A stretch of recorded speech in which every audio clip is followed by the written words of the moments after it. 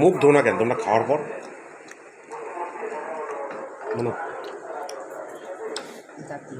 দেখতে পাচ্ছেন আমি আম খাচ্ছি। বলো বলো এখন কয়টা বাজে আমি জানি না।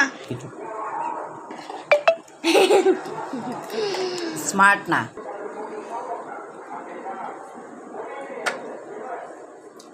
তুমি মোবাইল ধরতেছ, তারপরে আবার আঠা দিয়া কিছু করি না না বুঝলাম না।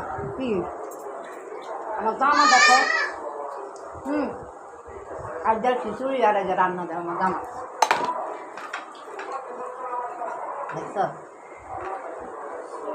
তুমি হাত তুই হাত মুসলি